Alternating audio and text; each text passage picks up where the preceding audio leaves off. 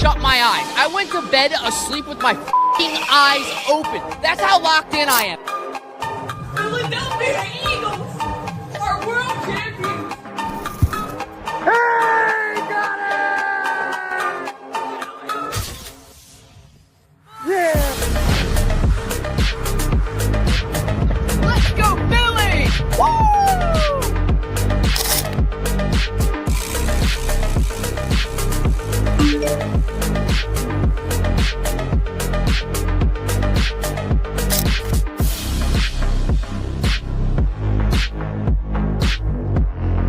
KJ and I out here. You are now listening to the Appreciate Your Input podcast with host Dalton Holland. A proud 302 Birds podcast experience. Now let's take it. What is up, everybody? Happy Sunday night. Welcome to another episode of the Appreciate Your Input podcast. Thank you for being here. My name is Dalton Holland, and as always, I appreciate your input. Got a lot of awesome guests backstage. We're going to be talking about the Phillies beating down the Blue Jays. We're going to be talking about Bryce Harper being back in the lineup. We'll be talking about what are your best and worst steaks in Philadelphia, and Keelee, Ringo's job for the taking. Last but not least, this one will be a fun one. If anybody potentially wants to call into the show, let me know in the comments. If we have some room, I'll let you know. I know we do have a couple guests who may or may not join, but if we do have the room, I'll try to get you in. But what is your biggest heartbreaker in Philly sports history? Let me know in the comments. I'm here to see it. Jaden, thank you very much. But what's going on, guys? Welcome to another episode. Happy Sunday. Thank you all for being here. Phillies getting the job done today. Beating up on the Blue Jays. Getting the series W with a sweep. Get the brooms out. I mean, it doesn't get more exciting than that. Happy Father's Day to all the fathers out there. I know that gets everybody very excited, including myself. This team needed that. They needed the confidence boost. What's going on, Dobbins? Thanks for being here. But team's off to a great start, trying to bounce back, get their heads in a different place. And that's why I said, you know what? To talk about the Phillies tonight, I got to reach out to a legend myself. I got to reach out to somebody that knows this team like the back of their hand. And even though I don't have his intro because it's a whole different theme, a whole different show, I'll do my best to hype him up. And that's somebody that I'm going to be seeing in Chicago this week in Ballpark Tommy. How are you feeling about this series sweep, Tom? It was much needed. That it was almost one of those things where it's like I didn't necessarily jump for joy. It was like, yeah, this was needed. You just need to go out, do your job type of thing. Like, it didn't even feel like let's go. Like, I wasn't like even like super. It was just like you the words "you bums" has come out of my mouth more times the last 2 weeks than anyone can remember. But between the Cubs series, winning that series, then sweeping the series, is absolutely phenomenal. Absolutely needed it after a brutal 2-week stretch. It's just what needed to be done. And seeing Otto Kemp go 4 for 5 today, hey, was huge. Huge confidence boost in the farm system, huge confidence boost, and just seeing this team absolutely dominate. Yeah, I mean, Otto Kemp, like you said, he's grown a lot. I had here in my notes, obviously today, 4 for 4, a huge game for him. 4 for 5. 4 for 5, I'm sorry, there you go. When I was listening on WIP on the way home, he was 4 for 4 in that point. But still, I mean, 80% in the MLB is no easy feat. I mean, you know more than anybody being a huge baseball fan. And the way that he's really taken this opportunity and ran with it, you got to be excited as a fan. I mean, what do you think the ceiling is for Otto Kemp? Like, do you think he could ever start on this team in a role, or? I think he could be like what we thought Bohm was going to be. Bohm had a nice day at the dish, too. He had an absolute moonshot to left field today. Hey, for a nice 2-run shot. But Bohm is as streaky as they come. He's not a good fielder whatsoever. Otto Kemp's not that great of a fielder either. Bohm is still the better fielder right now, if you can believe that, in my opinion. But he'll grow into that. I think he had a little bit of the first week jitters, but I think athletically, he's better than Bohm. He's fat. He's a lot faster than Bohm. That's for sure. He beats out a lot of stuff that Bohm just wouldn't have a shot at. And I think him being in the lineup has lit a fire under Bohm's ass of like, get your shit together or we're shipping you out type of thing. I'm still on the trout fishing for the trade deadline. I think if they could get a great out, like they could get Mike Trout to play left field, then yeah, I can live with a platoon in center here. But Kepler's been great, like not great, but he's been good enough type of thing. It's one of those things where it's like, but if you got Trout to play left field, you're above and beyond then where you might need to be for hitters. So that's kind of what I took away from this series. Cassie with a nice grand slam today. Hey, to honor all the fathers. He's a father. He wants to honor the fathers. Finally hit a grand slam. The Bums finally did something with bases loaded. I cannot stand this team this season. And with bases loaded, there have been way too many times I'm like, bases loaded, nobody out, nobody's going to score. And it ends up being true. Bases loaded, one out. Alec Bohm's going to hit into a double play. Sure enough, he does. JT Realmuto hits into a double play. This team, I had to look it up. I thought they led the league in double plays. Only the St. Louis Cardinals are hitting more double plays than the Phillies. I don't know a player that I didn't see a stat on a player, but if I had to take a wild guess of who's hitting the most double plays this season, and I'd have to take a guess of either Alec Bohm or JT Realmuto at this point. Yeah, I like what you said about the fire under his ass. Like, he does, I think, understand too that, hey, we believe in you. We want the best for you. But if you're going to, have these attitude problems, if you're going to act a certain way and then you're not going to play well on top of it, we're going to take you out of the lineup when we need to. And it's nothing personal against Bohm. It's just how it is. So I like Kemp a lot. I think he's got a good attitude. I think he's got great reflexes. I think he's got a great eye for the ball. And defensively, I mean, the game that Jeff and I were at on Monday, it felt like he was just a magnet for the ball. Like against the Cubs, it felt like he made so many plays at that third base spot. So I think what you said is definitely true. A series win like this, where you win throughout the series 22-6 runs. You get the win Friday 8-0. You get the win yesterday 3-2, and then the dominating win today 11-4. I mean, this team really has spun it around and turned it around. Tom, what are your thoughts on it? Like, are you convinced yet with this Phillies team, or are you still like, I need to see more before I believe that this team can really put it together? My problem is the consistency of this team.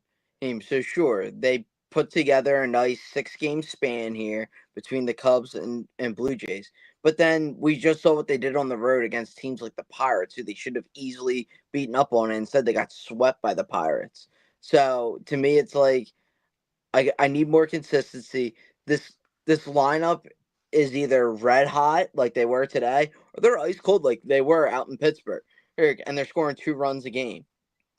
You're not going to win all those 2-run games. You're going to win the majority of your 11-run games, though.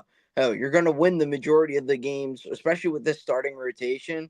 And if you can put up like even 4 or 5 runs, and they've lost so many games these past few weeks, 3-2, 2-1, and like I'm not asking for you to light it up every night and score 11 runs. If they can more consistently put up 6 runs a game, they'll have like a 75% chance of winning most of those games.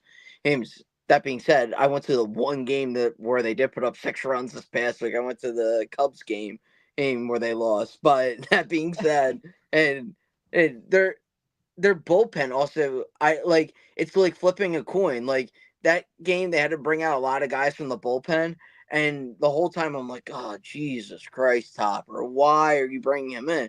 But the more you sit there and think about it, it's like, who else is he going to bring in? Strom's not the same Strom he was the last 2 or 3 seasons. It's flip a coin with him. Orion Kirkering, and I have a heart attack just hearing his name come out of the bullpen.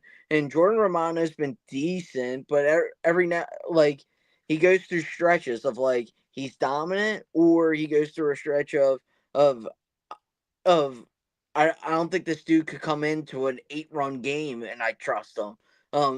Carlos Hernandez, they finally got rid of because he stunk. Jose Ruiz, they got rid of because he stunk so bad. And Max Lazar, he's a guaranteed 2 runs every time he comes in. And so, these guys are tough to watch out of the bullpen. There's no one he can go to. It really highlights the issue of Jose Alvarado ever since he was suspended. They don't really have anyone in this bullpen. Dombrowski did a terrible job in building this.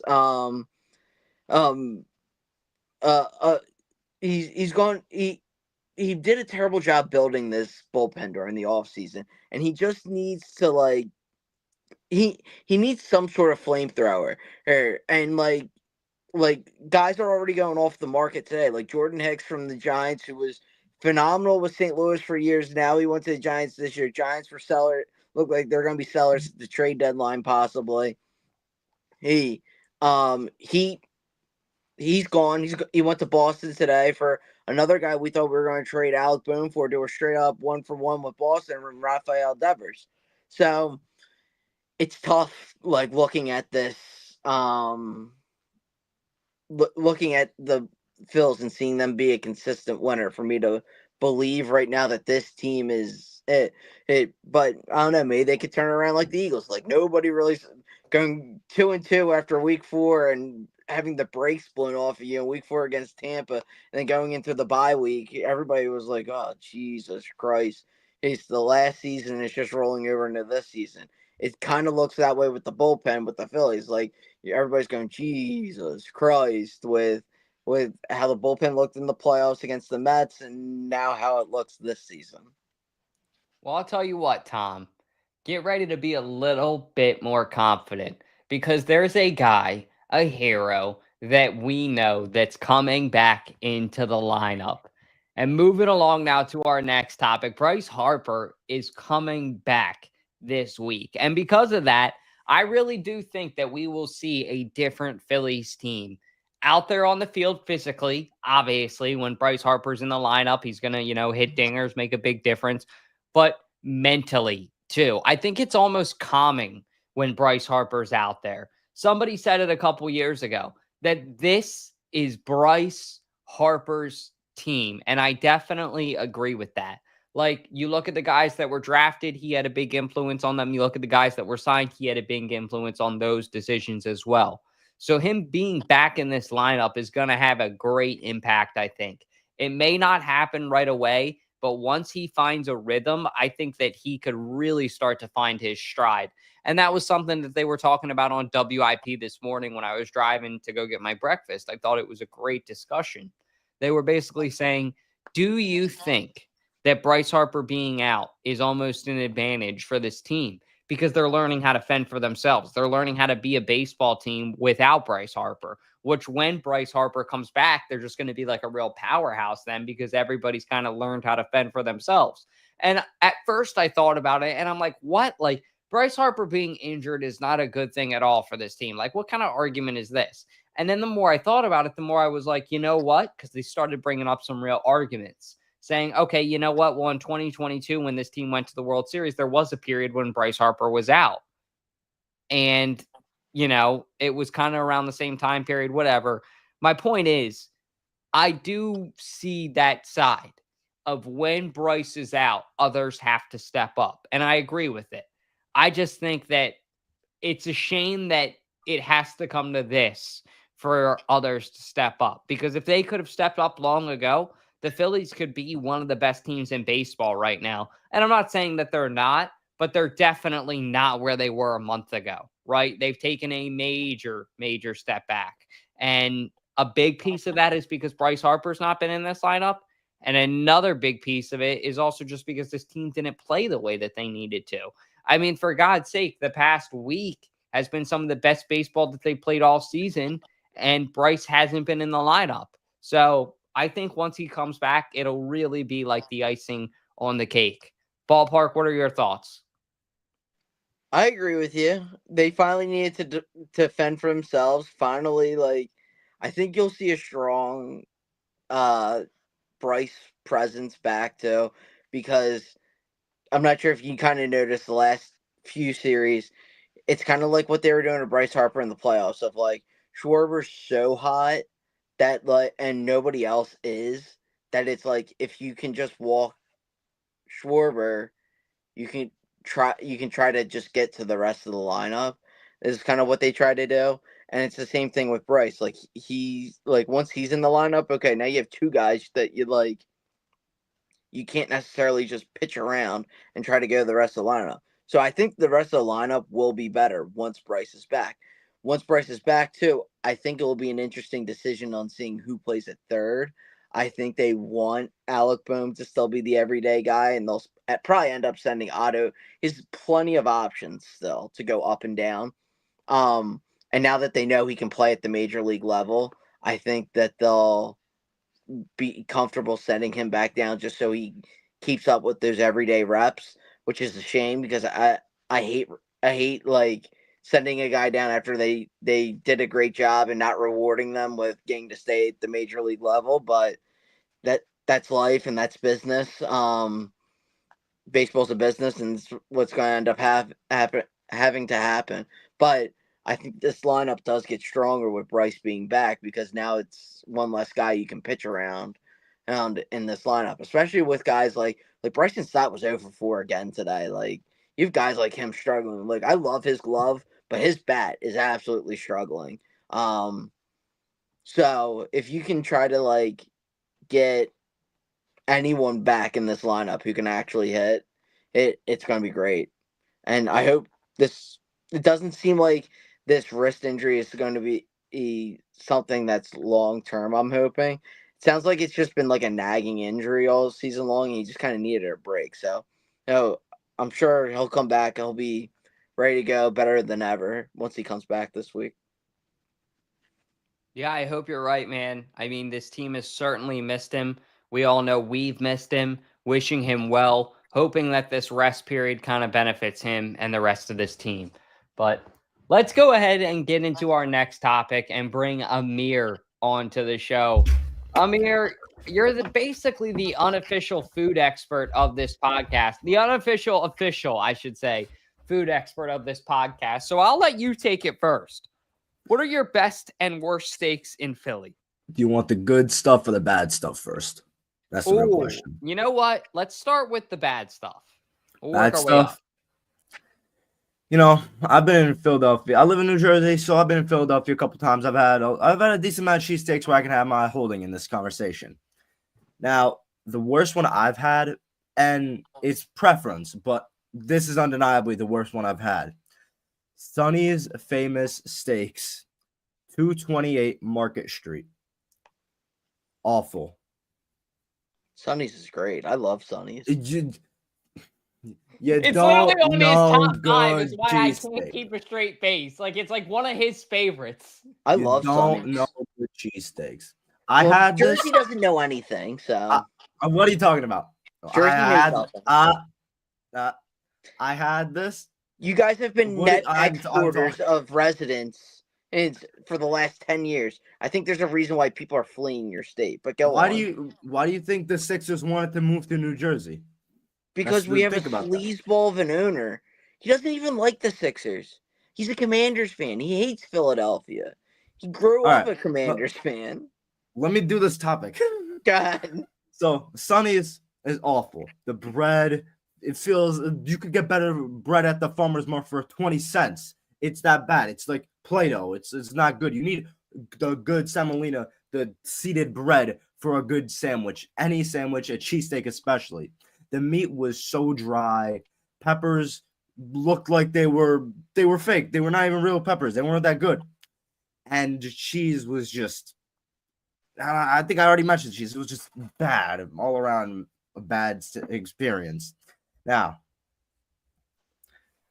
for the best, Constantine Petit, you never been to a farmer's market. You get it for like 25 cents. I know my stuff. If you want the best. Now, my ideal, if you took everything from Woodrow's but put the Angelo's bread on it, you would have the perfect cheesesteak. But since you can't, I feel like you have to go with the Angelo's. I'm not going to say Geno's. I'm not going to say one of those. Those are like just kind of like, the face of Philly. No, you need the good stuff. So I'm taking Angelo's, to be honest, to be the best. But if Woodrow's had the Angelo's bread, it would be the best cheesesteak in the world. Just because of that phenomenal, I don't even know, the cheese whiz, I'm pretty sure, or mayo. It's like a chili mayo, I'm pretty sure. It's great. If you haven't been there, got to go get them. Just have both and just eat them at the same time. Matt Baer, I know you're watching this. You could easily do that. It's funny you say Woodrow's, actually, because I've actually heard a lot of good things about Woodrow's. Spinning the wheel of wonder there. There are a couple good spots that we've gone to and we go to for what's the best and the worst. So what's my best cheesesteak in Philadelphia? Well, this came up and says the best cheesesteak in the area. Wow, it actually came up on Angelo's. So same as Amir. That's what I feel like everybody says, Angelo's. One of my favorite spots in Philly, and Tom's had it before too, is a good spot in West Philadelphia called Robola. That's a good local pizzeria. They just make a decent cheesesteak. They don't overdo it, but they don't underdo it. It's simple. It's just simple. It's a good, simple, solid steak. You know what you're going to get with it. If I had to say what is my absolute favorite Philly cheesesteak, though, like emphasis on Philly, one that's in Philadelphia, because my favorite steak right now is Balboa's in Newark, Delaware. I mean, it's insane. Followed up by Nick's Pizza in Delaware. Both two spots locally. They just make really good bread is what it is. Like, they both do their own bread, and it's very, very good. But if I had to pick a spot in Philadelphia, I'd really say Jim's. I mean, Tom knows when we were at St. Joe's, we made our fair trip to Jim's a few times, a couple times with Matranga too. Yeah, awesome spot. I mean, I love it there. They had their controversies when we were in college, I'll say. But overall, I think that they're a pretty solid steak. And then there are a couple spots that people say are some of their worst. I said before I went there and tried it again that Geno's was one of my worst. Then I tried Geno's again, and I was like, okay, you know what? That wasn't so bad. That wasn't horrible. I don't know how I feel about Pat's. I haven't had Pat's in years. D'Alessandro's, I'm actually going to say probably is one of my worst. I know it's on my list, actually my top 5. I think I'm going to have to change it, though, because I'm looking back on it, right? And it's part of the experience. And even though the lady gave you total Philadelphia service, where she's like, what do you want, hon? Like, you get there and like you get this attitude. It's like, like I'm in Philadelphia. Like, this lady doesn't give a shit about me. Like, perfect. I'm in Philly. It wasn't that. It was more the cheesesteak. Have you ever had a cheesesteak, gentlemen, that's more meat than bread? And like, it just really wasn't an amount. It just tasted like a ground beef with a little bit of cheese and bread. And maybe it was the day I had it, but I will say D'Alessandro's would be one of my most overrated. Maybe I have to try it again. It wasn't bad, and now that I've had more Philly cheesesteaks and I know what I like more, like I expect a seeded roll too, I think it's a little bit overrated. But ballpark, what are some of your best and worst Philly cheesesteaks? I've heard a lot of blasphemy from the two of you, first of all. Must be that Jersey boy in both of you, not knowing good taste, but that's besides the point. Worst, I think a good best worst to start with is it's the best for the memories, but it might be the worst cheesesteak ever is Larry's. A lot of good, 2 a.m. meetings there. Oh yeah. But having it at like a normal dinner time at like 6 p.m. rather than at 2 a.m. I think I've had heart palpitations because of it. Like, it's not exactly great for you, and wouldn't necessarily say the health code was up to code, but that's besides the point. It was fun. It was fun though, and it got me through a good 2 a.m. Night, we'll say. I don't know that it got you through the rest of the morning. No. We had to make some pancakes the next day. You know that's Dutch. Oh my god. Best cheesesteak in Philly though, like Dutch said, was Jim's. Always thought. So and then I guess worst was probably Larry's. In Delco though, I just had a really good one from a newer. I won't say it's newish. It's only like I don't know, a year or two old. This place. It's in Radnor. We went. My grandfather would have been 100 on Friday. Hey, so we kind of like went out because it would have been his 100th birthday, and they were honoring. My one uncle got him to be honored for his service in World War II and do one of those hometown hero things in Radnor. It's called Exit 13. It's a little pricey there. It's like a service. It's like a sit down, right? It's like an old school pizzeria. Like there's what was it called? It's off of Conestoga Road. It's like Conestoga Pizza or something like that. And then right next door, the same people own it, but it's more of like a sit down type place. Whereas Conestoga Pizza's like it's like normal, just go like pick up a pizza type deal, you know. So that was actually really good. That the bread was like freshly, but it's like a different type of cheesesteak. Like the bread is like super wide and stuff like that. It's like if somebody was trying to make like a gourmet like cheesesteak. It's really good. It was really good. Might have been one of the best. The bread was super fresh. The meat was so finely chopped. It was, but not chopped to the point of like you feel like you're eating ground beef. It's like that nice finely chopped ribeye. I got it with American cheese. So, Question for you. Yeah, I know. Yes. What type of bread was it? It was kind of like a ciabatta type of bread. Like it was like different. That's what I mean. Like it was like if somebody tried to do like a gourmet cheesesteak. So, it was really good. You could tell it was like freshly made there. It was phenomenal. Shit, Dutch. Oh my god, it was so good. And it was huge. Like I ate half of it. Like half a cheesesteak is like still like 10 inches. Like it was like a 20-inch steak still. It was absolutely massive. And it was so good. Oh my god, it was so good. That might be my new like. It's on the outskirts of Delco. It's bordering Monco, but it might be my new best of Delco Dutch. Well, that's something I was gonna say with these, and I'm glad you brought it up with these Philly steaks. I feel like wherever you go, whenever you get a steak around here, you get a good portion. Like even my Balboa steak, I got one yesterday. I ate half of it yesterday. The other half I'll probably eat tomorrow for lunch, bring home at work, and throw, what I did with this in the oven. And it's very good. It lasts. It has good quality. You put it in tinfoil, you throw it in the oven for 10, 15, 20 minutes, however long, and it's just as good. I definitely think that that's a thing with the steaks around here, that your quality and your portion is like any other. You see some of these cheesesteaks in places you go to, not around here, and it's like on an Amoroso roll, club size. And it's like, what is that? That's like a mini cheesesteak. And places are like, oh yeah, like that's our steak. It's like, no, that's not a steak. What they give you around here is, I've seen a couple grown men eat it in one sitting, and it's no easy feat. If you can eat a whole Philly steak, I'll say, in one sitting, props to you. Any steak, really, if it's a legit spot, is not easy to consume in one sitting. Like you definitely got to be hungry, or you just got to have a big stomach.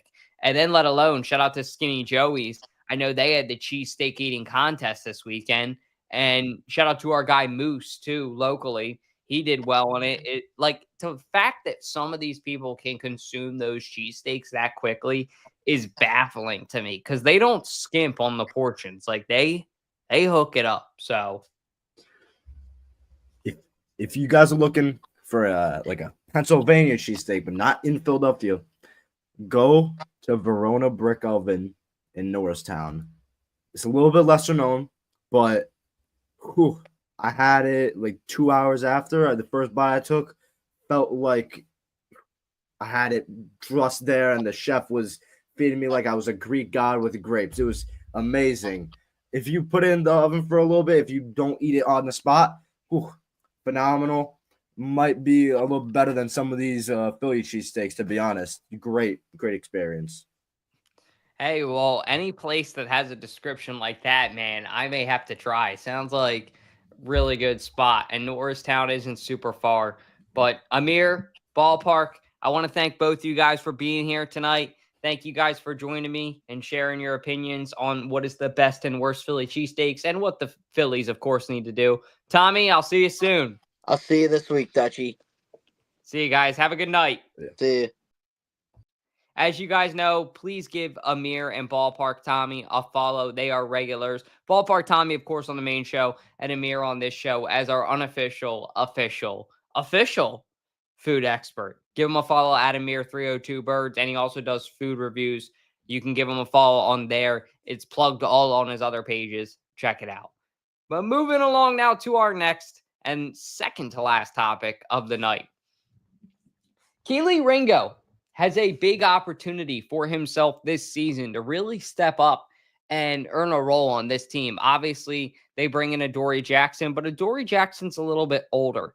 And what I've noticed with this Philadelphia Eagles team, they are not inclined to necessarily invest in older players, whether that be a player that, is someone that they're bringing in just for a depth piece, like I feel they are with Adoree, or whether that be someone that they bring in and they pay a little bit of money.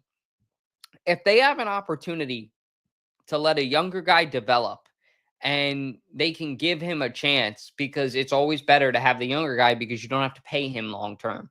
You can put him on a rookie deal. Keelee Ringo, obviously where he came in at, they didn't draft him super high. They got him in later rounds. I think if Keelee Ringo can blossom, this is his job for the taking. Obviously, being a Georgia Bulldog is a huge factor. He has chemistry with all those other players. But I think that could be big when it comes to signing time, because if you're Keelee Ringo, you almost have leverage there saying, hey, part of the reason why I'm playing so well is because of this chemistry, which if I'm Howie Roseman and I'm realistic, I'm looking back and I'm saying, you know what? You're kind of right, because having you on this team does bring out the best in not only you, but it brings out the best in Nakobe. It brings out the best in Jalen. It brings out the best in Jordan. It brings out the best in so many, they got Lewis seen now, the other guy that's a Georgia Bulldog. So I really think if Keelee Ringo can get rhythm going and find a solid way to contribute to this Philadelphia Eagles secondary, it's his job for the taking. We've seen that he can hit people too. Like, it doesn't just have to be him in coverage, getting picks, getting deflections, things like that. If he can just be a solid tackler, lay a couple big hit sticks, who knows? Maybe the Eagles are willing to convert him to safety. Now, I wouldn't do that. I think he's actually better at corner, but I'm just saying, this dude can really hit for a corner, and I think that could be a huge asset for the Eagles too. So stay tuned. Keep an eye on Keelee Ringo. He's definitely somebody that I want to see blossom. When they picked him, I was very excited with that pick. But my friends, let me know in the comments. I'm excited to see what you guys got. If there's one game, right? One game you could get rid of in Philly sports history, what would it be and why? This question was easy for me thinking about it. It's obviously Super Bowl 57, right? Here's why. When Super Bowl 57 was going on, we had just started our podcast. We were about 2 years old at that point, a year and a half, if that. And everything was very new to us. But the Eagles had really gone on this unexpected streak. Nobody, and I repeat, nobody, including myself, was expecting the Eagles to make the Super Bowl that year that they did. They got momentum. They got hot at the right time. Jalen Hurts proved a lot of the doubters wrong. And as the season went on, the Eagles were one of the hottest teams in football. They stomped their way to the Super Bowl. And I honestly thought that they were going to win. They were in it until the end of the game. And that's why I think that this Super Bowl hurt so bad. We were right there. We were one play away James Bradberry from winning that Super Bowl trophy. That would have made this one this year our third one, which would have been insane to think about. So for me, the one that got away will always be Super Bowl 57. The fact that we had the podcast, the fact that I was also very much conscious in it for the Super Bowl that the Eagles are my favorite team. So when this Phillies lost in the World Series, don't get me wrong, it was very heartbreaking, but it wasn't like when the Eagles lost in the Super Bowl, or it wasn't like, it wasn't just hurtful for me. When the Eagles lost in the Super Bowl, I was sad. 2004, I didn't have enough, I was 5 years old. I didn't have enough conscience to understand what was going on. When the Eagles lost this one, it took me a good week to recover. I remember I went live that night and all the Cowboys fans were in the chat, right? And they were laying on me. Oh, Eagles lost, Eagles this, Eagles that. And I'm like, you know what? Like, the fact that I have enough balls to go live should give you guys some respect for Eagles fans. Like, we are a different breed. And that's why I think that this Super Bowl this year, the one we got this past season, felt so good. Is because we had been through the trenches, right? We had lost in 57 and came back and won in 59. Felt great. That's definitely my answer. But let me know in the comments, what are your biggest heartbreaking losses in Philly sports history? Mine, definitely Super Bowl 57, the James Bradberry call. That sucked. Would have loved to see the Eagles get that ring, get the job done, and bring it home for all of us and our families. I mean, it would have been really cool to see Eagles fans go nuts in 2022. They were right there. And that's why that one will sting for a long time after. Other than that, though, that's all I got for you guys tonight. Want to thank our guy Jaden backstage for holding it down on the producing spot. You're doing a great job, my man. If you guys can, please, please, please be sure to like, comment, and subscribe. All those little things really help us grow the channel a ton. And if you love Philly sports, you're going to love us. 2 really quick shout outs to the show. Want to give a huge shout out, of course, to Nick's Pizza, our local sponsor. If you guys haven't, go check out Nick's Pizza off of Marsh Road in Wilmington, Delaware. They have an amazing Detroit style pizza. They got pasta. They got Italian food, pretty much everything you can imagine, and an arcade in there too. Anything you could imagine or want, they got it in there. So go check them out, support them, tell them 302 Bird sent you. We'd appreciate that. And also, be sure to check out Frost Buddy. Frost Buddy is the best way to keep your guys' drinks cold. I actually have a Dr. Pepper in here right now, but it can take tall boys. It's a universal can cooler is what it's called.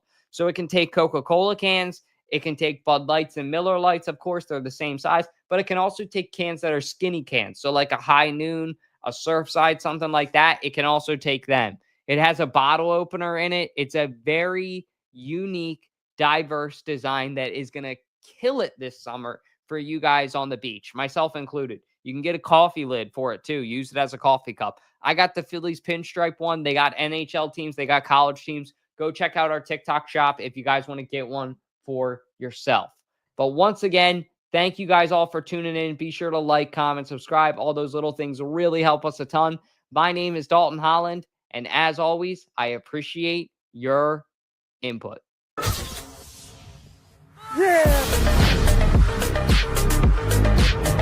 Let's go, Phillies! Woo!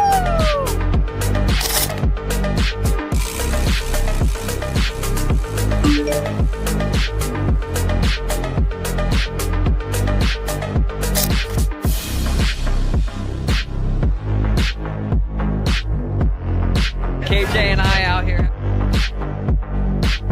You are now listening to the Appreciate Your Input podcast with host